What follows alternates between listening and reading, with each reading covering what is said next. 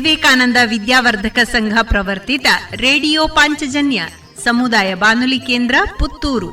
ಇದು ಜೀವ ಜೀವದ ಸ್ವರ ಸಂಚಾರ.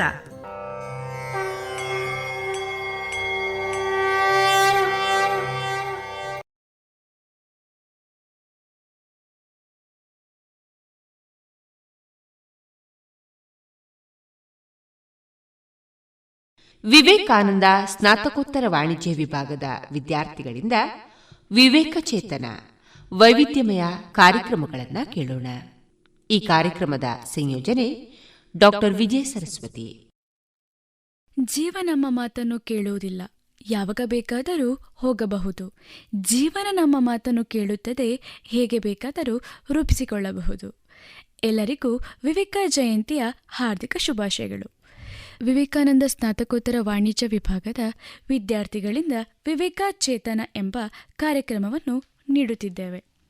ಕಾರ್ಯಕ್ರಮದ ಪರಿಕಲ್ಪನೆ ಮತ್ತು ಸಂಯೋಜನೆ ಡಾಕ್ಟರ್ ವಿಜಯ ಸರಸ್ವತಿ ಹಾಗೂ ನಿರೂಪಣೆಯಲ್ಲಿ ನಾನು ಮೇಘಶ್ರೀ.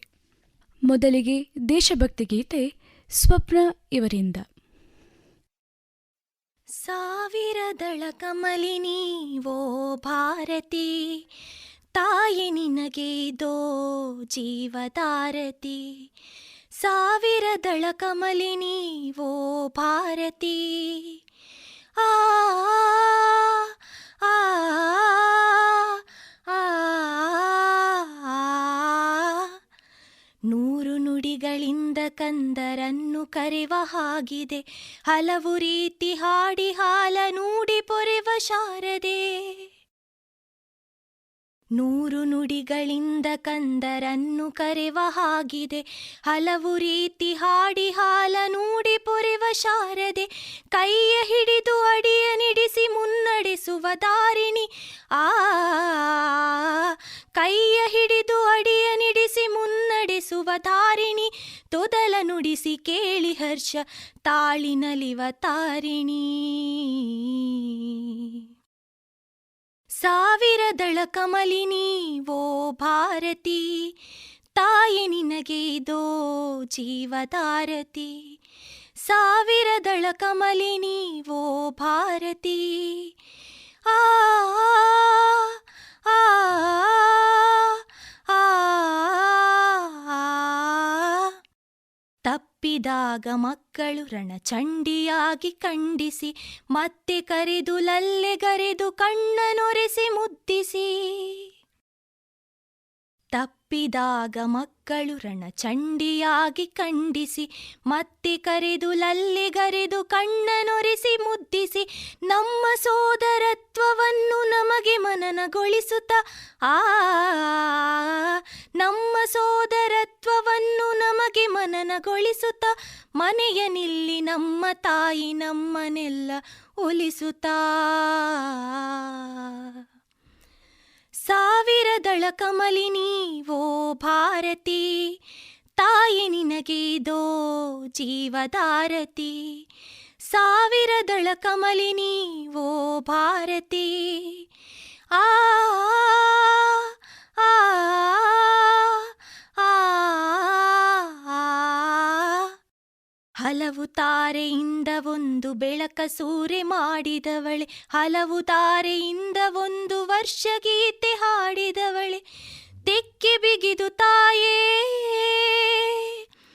ತೆಕ್ಕೆ ಬಿಗಿದು ತಾಯೇ ಇಂದು ನಮ್ಮನೊಂದುಗೂಡಿಸೆ. ಹಲವಿದ್ದರೂ ಒಲವೊಂದೆ ಎಂಬ ತತ್ವ ಮೂಡಿಸೆ. ಸಾವಿರದಳ ಕಮಲಿನಿ ವೋ ಭಾರತಿ, ತಾಯಿ ನಿನಗೆ ದೋ ಜೀವಧಾರತಿ.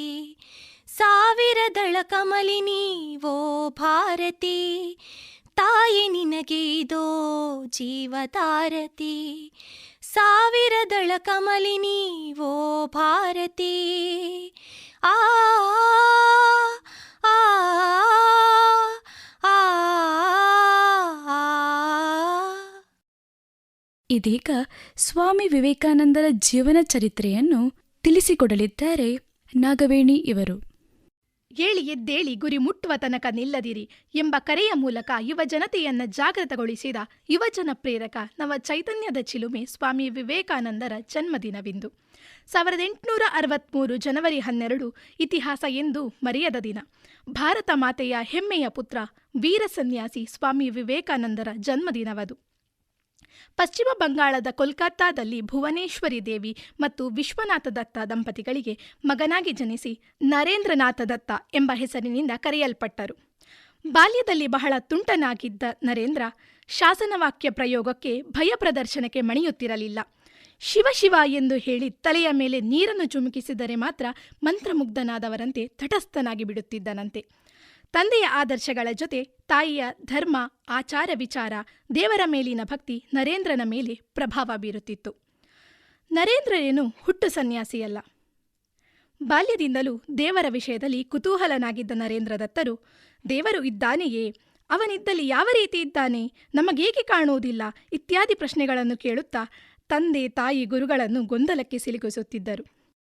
ಹೀಗೆ ದೇವರ ಅನ್ವೇಷಣೆಯಲ್ಲಿದ್ದ ನರೇಂದ್ರನಿಗೆ ಭಗವಂತನಿದ್ದಾನೆ ಎಂಬ ಉತ್ತರ ಸಿಕ್ಕಿದ್ದು ಭಗವತ್ ಸಾಕ್ಷಾತ್ಕಾರವಾಗಿದ್ದು ದಕ್ಷಿಣೇಶ್ವರದಲ್ಲಿ ಶ್ರೀರಾಮಕೃಷ್ಣರ ಶಿಷ್ಯರಾದ ಬಳಿಕ.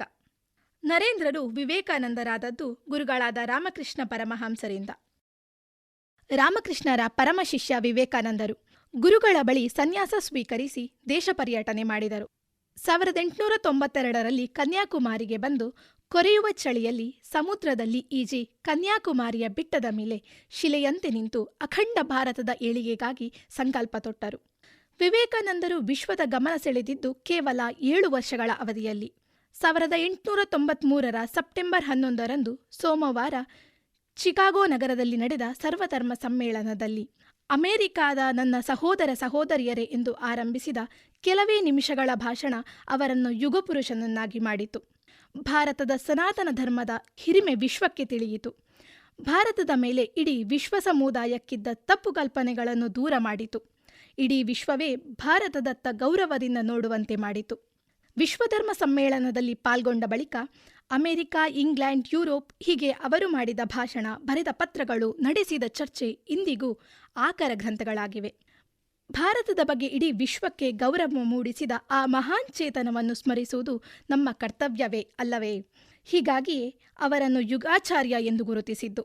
ರಾಷ್ಟ್ರಪಿತ ಗಾಂಧಿ ಒಂದು ಮಾತನ್ನು ಹೇಳಿದ್ದಾರೆ: ಶ್ರೀಕೃಷ್ಣನನ್ನು ಅರಿಯಬೇಕಾದರೆ ಭಗವದ್ಗೀತೆಯನ್ನು ಓದಿ, ಭಾರತವನ್ನು ತಿಳಿಯಬೇಕಾದರೆ ಸ್ವಾಮಿ ವಿವೇಕಾನಂದರನ್ನು ಓದಿ ಎಂದು. ಅಂದರೆ ಅವರ ಜೀವನವೇ ಒಂದು ಯಶೋಗಾಥೆ. ಸ್ವಾಮಿ ವಿವೇಕಾನಂದರು ತಮ್ಮ ಜೀವನವನ್ನು ಭಾರತಾಂಬೆಯ ಸೇವೆಗೆ, ಭಾರತೀಯರ ಸೇವೆಗಾಗಿ ಮುಡಿಪಾಗಿಟ್ಟರು. ಭಾಷೆ, ಜಾತಿ, ಸಂಪ್ರದಾಯ, ವರ್ಗಗಳನ್ನು ಮೀರಿ ನಿಂತು ರಾಷ್ಟ್ರೀಯ ಏಕತೆ ಮತ್ತು ಸಾಂಸ್ಕೃತಿಕ ಜಾಗೃತಿಯ ಪ್ರತೀಕವಾಗಿ ನಿಲ್ಲುತ್ತಾರೆ. ವಿವೇಕಾನಂದರಿಗೆ ಯುವಜನತೆಯ ಮೇಲೆ ಅಪಾರ ನಂಬಿಕೆ ಇತ್ತು. ಯುವ ಶಕ್ತಿಗೆ ಮಿಗಿಲಾದದ್ದು ಯಾವುದೂ ಇಲ್ಲ. ನನಗೆ 100 ಜನ ಗಟ್ಟಿಮುಟ್ಟಾದ ಚೈತನ್ಯ ಸ್ವರೂಪವಾದ ಯುವಕರನ್ನು ಕೊಡಿ, ನಾವು ನವಭಾರತದ ನಿರ್ಮಾಣ ಮಾಡುತ್ತೇವೆ ಎನ್ನುತ್ತಿದ್ದರು ಸ್ವಾಮೀಜಿ. ಯುವಕರು ಹೇಡಿಗಳಾಗಬಾರದು, ಬದಲು ಸಿಂಹಗಳಾಗಬೇಕು. ಭಾರತೀಯರೆಂದು ಪರಾವಲಂಬಿಗಳಾಗಬಾರದು. ನಿಮ್ಮ ಬದುಕಿನ ಶಿಲ್ಪಿಗಳು ನೀವೇ ಎಂದು ಯುವಜನತೆಗೆ, ಭಾರತೀಯರಿಗೆ ನೀಡಿದ ಪ್ರತಿಯೊಂದು ಸಂದೇಶವು ಒಂದೊಂದು ಜೀವನ ಧರ್ಮವಾಗಿದೆ. ಇಂತಹ ಧೀರ ವೀರ ಸನ್ಯಾಸಿ, ಧರ್ಮೋದ್ಧಾರಕ, ಅಪ್ರತಿಮ ವಾಗ್ಮಿ, ಅನುಪಮ ಮಾನವತಾವಾದಿ ಸ್ವಾಮಿ ವಿವೇಕಾನಂದರ ಹೆಸರು ಕೇಳಿದರೆ ಅಕ್ಷರಶಃ ರೋಮಾಂಚನವಾಗುತ್ತದೆ. ವಿವೇಕವಾಣಿಯನ್ನು ಕೇಳುತ್ತಿದ್ದರೆ, ವಿವೇಕಾನಂದರ ಸಂದೇಶವನ್ನು ಓದುತ್ತಿದ್ದರೆ ಮೈ ಮನಸ್ಸು ಜಾಗೃತವಾಗುತ್ತದೆ, ನಿರ್ಮಲವಾಗುತ್ತದೆ. ಯಾವುದೋ ಒಂದು ಕತೆ, ಕಾದಂಬರಿಯ ಹೊರತು ಇಂಥ ಮಹಾನ್ ಶಕ್ತಿಯ ಜೀವನ ಚರಿತ್ರೆ ಓದಿದರೆ ಯುವಕರಲ್ಲಿ ದೇಶಭಕ್ತಿ, ರಾಷ್ಟ್ರೀಯ ಪ್ರಜ್ಞೆ ಮೂಡೋದರ ಜೊತೆಗೆ ಸ್ವಾಭಿಮಾನ, ಸ್ವಾವಲಂಬನೆ ಚಿಗುರೊಡೆಯುತ್ತದೆ. ಇಂತಹ ಚಿರಂಜೀವಿ ಸ್ವಾಮಿ ವಿವೇಕಾನಂದರನ್ನು ಸ್ಮರಿಸುವುದು ನಮ್ಮೆಲ್ಲರ ಆದ್ಯ ಕರ್ತವ್ಯ. ಇದೀಗ ದೇಶಭಕ್ತಿ ಗೀತೆಯನ್ನು ಹಾಡಲಿದ್ದಾರೆ ಅನುಶ್ರೀ ಮತ್ತು ರೂಪ. ವಂದೇ ವಿವೇಕ ಯೋಗೇಂದ್ರಂ ವಂದೇ ವಿವೇಕ ಯೋಗೇಂದ್ರಂ ವಂದೇ ನರೇಂದ್ರ ಧೀರೇಂದ್ರಂ ವಂದೇ ವಿವೇಕ ಯೋಗೇಂದ್ರಂ ವಂದೇ ನರೇಂದ್ರ ಧೀರೇಂದ್ರಂ ವಂದೇ ವಂದೇ ವಂದೇ ಶ್ರೀ ವಿವೇಕಾನಂದಂ ವಂದೇ ವಂದೇ ವಂದೇ ಶ್ರೀ ವಿವೇಕಾನಂದಂ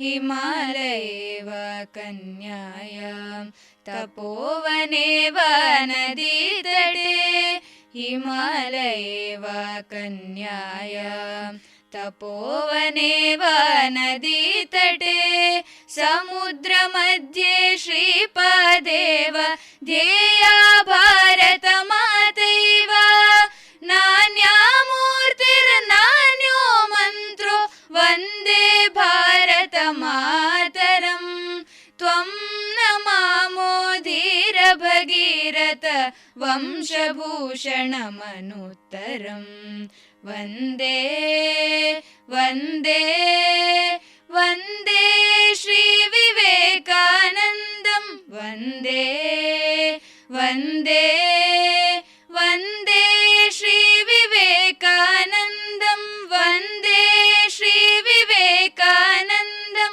वन्दे श्रीविवेकानन्दम् ಇದೀಗ ವಿವೇಕಾನಂದರ ಆದರ್ಶಗಳನ್ನು ತಿಳಿಸಿಕೊಡಲಿದ್ದಾರೆ ಕೃತಿ. ಸ್ವಾಮಿ ವಿವೇಕಾನಂದರು ಭಾರತದ ಅತ್ಯಂತ ಪ್ರಸಿದ್ಧ ಹಾಗೂ ಪ್ರಭಾವಶಾಲಿ ತತ್ವಜ್ಞಾನಿಗಳು. ನಿರ್ಭಯತೆ, ಆಶಾವಾದ ಮತ್ತು ಸಾಮಾಜಿಕ ಸಮಸ್ಯೆಗಳ ಬಗೆಗಿನ ವಿಶಾಲ ದೃಷ್ಟಿಯ ಸಂಕೇತವಾಗಿ ಇಡೀ ವಿಶ್ವಕ್ಕೆ ಮಾದರಿಯಾದ ಸನ್ಯಾಸಿ. ಭಾರತದ ಆಧ್ಯಾತ್ಮಿಕತೆಯ ಮೇರುಪರ್ವತ, ಭವ್ಯ ಭಾರತ ನಿರ್ಮಾಣದ ಸಂಕಲ್ಪ ತೊಟ್ಟ ಅದಮ್ಯ ಚೇತನ ಸ್ವಾಮಿ ವಿವೇಕಾನಂದರು. ಏಳಿ ಎದ್ದೇಳಿ, ಗುರಿ ಮುಟ್ಟುವ ತನಕ ನಿಲ್ಲದಿರಿ ಎಂಬ ಸಂದೇಶವನ್ನು ಸಾರಿ ಭಾರತದ ಅತ್ಯಂತ ಪ್ರಸಿದ್ಧ ತತ್ವಜ್ಞಾನಿಗಳಾಗಿ ಜನತೆಗೆ ಪ್ರೇರಕ ಶಕ್ತಿಯಾದ ಸ್ವಾಮಿ ವಿವೇಕಾನಂದರ ಆದರ್ಶಗಳನ್ನು ನಾವು ನಮ್ಮ ಬದುಕಿನಲ್ಲಿ ಅಳವಡಿಸಿಕೊಳ್ಳಬೇಕು. ಸ್ವಾಮಿ ವಿವೇಕಾನಂದರು ತಮ್ಮ ಶಕ್ತಿಯುತ ವ್ಯಕ್ತಿತ್ವದ ಮೂಲಕ, ಅಪೂರ್ವ ವಾಗ್ಮೀಯತೆ ಹಾಗೂ ಪ್ರಚೋದನಾತ್ಮಕ ಬರವಣಿಗೆ ಮೂಲಕ ನಮ್ಮ ರಾಷ್ಟ್ರಚೇತನವನ್ನು ಜಾಗೃತಗೊಳಿಸಿ, ಯುವಕರಲ್ಲಿ ನವೋಲ್ಲಾಸವನ್ನು ಕೆರಳಿಸಿ, ಅವರಲ್ಲಿ ನಮ್ಮ ಸಂಸ್ಕೃತಿಯ ಬಗ್ಗೆ ಹೆಮ್ಮೆಯನ್ನು ಕುದುರಿಸಿ, ಸ್ವತಂತ್ರ ನವಭಾರತ ನಿರ್ಮಾಣಕ್ಕೆ ಬುನಾದಿ ಹಾಕಿದರು.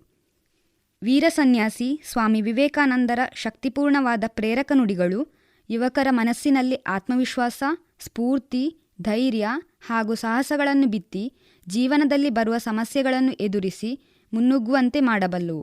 ಸ್ವಾಮಿ ವಿವೇಕಾನಂದರ ಕೆಲವೊಂದು ನುಡಿಮುತ್ತುಗಳು ಹೀಗಿವೆ. ಯಾರಿಗೆ ತನ್ನಲ್ಲಿ ತನಗೆ ನಂಬಿಕೆ ಇಲ್ಲವೋ ಅವನು ನಾಸ್ತಿಕ. ಹಳೆಯ ಧರ್ಮ ಹೇಳಿದವು ದೇವರನ್ನು ನಂಬದವನು ನಾಸ್ತಿಕ ಎಂದು. ಹೊಸ ಧರ್ಮ ಹೇಳುತ್ತದೆ ಯಾರಿಗೆ ತನ್ನಲ್ಲಿ ನಂಬಿಕೆ ಇಲ್ಲವೋ ಅವನು ನಾಸ್ತಿಕ ಎಂದು. 10 ಬಾರಿ ಸೋತರೂ ಪರವಾಗಿಲ್ಲ, ಮುಂದಿಟ್ಟ ಹೆಜ್ಜೆ ಹಿಂದಿಡಬೇಡ. ಯಾರಿಗೆ ಗೊತ್ತು, ನಿನ್ನ 11ನೇ ಪ್ರಯತ್ನ ಇತಿಹಾಸ ಸೃಷ್ಟಿಸಬಹುದು. ಬೇರೆಯವರಿಗಿಂತ ನಿನ್ನ ಮೇಲೆ ನಿನಗೆ ನಂಬಿಕೆ ಇರಲಿ. ನಾವು ಯಾವುದಕ್ಕೆ ಯೋಗ್ಯರೋ ನಮಗೆ ಆ ಸ್ಥಳ ದೊರಕುತ್ತದೆ. ಪ್ರತಿಯೊಂದು ಗುಂಡಿಗೂ ಒಂದು ಗುರಿ ಇದ್ದಂತೆ ಪ್ರತಿಯೊಬ್ಬ ಮನುಷ್ಯನಿಗೂ ಒಂದು ಗುರಿ ಅವಶ್ಯಕ. ಯಾವುದೇ ಗುರಿ ತಲುಪಬೇಕಾದರೆ ನಮ್ಮ ಹಿಂದೆ ಗುರುವಿನ ಮಾರ್ಗದರ್ಶನವಿರಬೇಕು. ಮುಂದೆ ಗುರಿಯ ಕಡೆಗೆ ಸಾಗುವ ಪ್ರಯತ್ನವಿರಬೇಕು. ಆ ಗುರಿ ಒಳ್ಳೆಯದಾಗಿರಬೇಕು, ಹೊರತು ಮತ್ತೊಬ್ಬರಿಗೆ ಕೇಡನ್ನು ಬಗೆಯುವಂತಾಗಿರಬಾರದು. ಸತ್ಯನಿಷ್ಠೆ, ಪವಿತ್ರತೆ ಮತ್ತು ನಿಸ್ವಾರ್ಥತೆ ಈ 3 ಯಾರಲ್ಲಿರುತ್ತದೋ ಅವರನ್ನು ಈ ಜಗತ್ತಿನ ಯಾವ ಶಕ್ತಿಯೂ ನಿಗ್ರಹಿಸಲಾಗದು. ಇವುಗಳಿಂದ ಸಂಪನ್ನನಾದವನು ಇಡೀ ಜಗತ್ತಿನ ವಿರೋಧವನ್ನೇ ಎದುರಿಸಬಲ್ಲ. ಉನ್ನತ ಆಲೋಚನೆಗಳಿಂದ, ಅತ್ಯುನ್ನತ ಆದರ್ಶಗಳಿಂದ ನಿಮ್ಮ ಮೆದುಳನ್ನು ತುಂಬಿ ಅವುಗಳನ್ನು ಹಗಲಿರುಳು ನಿಮ್ಮ ಮುಂದಿರಿಸಿಕೊಳ್ಳಿ. ಇದರಿಂದ ಮಹತ್ಕಾರ್ಯ ಉದ್ಭವಿಸುತ್ತದೆ. ಮಹಾಮೂರ್ಖನೂ ಕೂಡ ತನ್ನ ಹೃದಯಕ್ಕೆ ಹತ್ತಿರವಾದ ಕೆಲಸವನ್ನು ಸಾಧಿಸಬಲ್ಲ. ಆದರೆ ಮಾಡುವ ಕೆಲಸವನ್ನು ತನ್ನ ಅಭಿರುಚಿಗೆ ತಕ್ಕಂತೆ ಪರಿವರ್ತಿಸಬಲ್ಲನೋ ಅವನೇ ಬುದ್ಧಿವಂತನು. ನಿಮ್ಮನ್ನು ನೀವು ಜಯಿಸಿ, ಆಗ ಇಡೀ ಜಗತ್ತೇ ನಿಮ್ಮದಾಗುತ್ತದೆ. ಅನುಭವವು ಜಗತ್ತಿನ ಸರ್ವಶ್ರೇಷ್ಠ ಶಿಕ್ಷಕ. ಉಸಿರಾಡುವವರೆಗೂ ಕಲಿಕೆಯ ಜ್ಞಾನಾರ್ಜನೆಯೇ ಜೀವನದ ಗುರಿಯಾಗಿರಲಿ. ಯುವಜನತೆಗೆ ಸ್ಫೂರ್ತಿಯ ಚಿಲುಮೆಯಂತಿದ್ದ ವಿವೇಕಾನಂದರ ಚಿಂತನೆ, ಸಂದೇಶಗಳು ಎಂದೆಂದಿಗೂ ಪ್ರಸ್ತುತ. ಸ್ವಾಮಿ ವಿವೇಕಾನಂದರ ಜೀವನ ಸಂದೇಶಗಳಲ್ಲಿ ವಿಶೇಷವಾಗಿ ಯುವಜನರ ಮೇಲೆ ಪ್ರಭಾವ ಬೀರುವ, ಬಾಳು ಬೆಳಗುವ ಅಂಶಗಳಿರುತ್ತಿದ್ದವು. ಇದೇ ಕಾರಣಕ್ಕೆ ಈ ವೀರ ಸನ್ಯಾಸಿಯ ಜನ್ಮದಿನವನ್ನು ರಾಷ್ಟ್ರೀಯ ಯುವ ದಿನವಾಗಿ ಆಚರಿಸಲಾಗುತ್ತದೆ. ರಾಷ್ಟ್ರಪ್ರೇಮ, ಭಾರತೀಯ ಸಂಸ್ಕೃತಿಯ ಅಪಾರ ಜ್ಞಾನ ಸಂಪತ್ತನ್ನು ಹೊಂದಿದ್ದ ವಿವೇಕಾನಂದರು ದೇಶದ ಮೂಲೆ ಮೂಲೆಗೆ ಸಂಚರಿಸಿ ಎಲ್ಲರಿಗೂ ಸ್ಫೂರ್ತಿ ತುಂಬಿದ್ದರು. ಇಂತಹ ಶ್ರೇಷ್ಠ ಸನ್ಯಾಸಿಯ ತತ್ವಗಳು ನಮ್ಮ ಜೀವನವನ್ನು ಉತ್ತಮ ಸ್ಥಾನಕ್ಕೆ ಕೊಂಡೊಯ್ಯಲು ಸಹಕಾರಿಯಾಗುತ್ತದೆ. ಇಷ್ಟು ಹೊತ್ತು ನಮ್ಮೀ ಕಾರ್ಯಕ್ರಮವನ್ನು ಆಲಿಸಿದಂತಹ ರೇಡಿಯೋ ಪಾಂಚಜನ್ಯ ಸಮುದಾಯ ಬಾನುಲಿ ಕೇಂದ್ರದ ಎಲ್ಲ ಕೇಳುಗರಿಗೂ ಧನ್ಯವಾದಗಳು. ಮತ್ತೊಮ್ಮೆ ವಿವೇಕ ಜಯಂತಿಯ ಹಾರ್ದಿಕ ಶುಭಾಶಯಗಳು. ಇದುವರೆಗೆ ವಿವೇಕಾನಂದ ಸ್ನಾತಕೋತ್ತರ ವಾಣಿಜ್ಯ ವಿಭಾಗದ ವಿದ್ಯಾರ್ಥಿಗಳಿಂದ ವಿವೇಕ ಚೇತನ ವೈವಿಧ್ಯಮಯ ಕಾರ್ಯಕ್ರಮಗಳನ್ನು ಕೇಳಿದಿರಿ.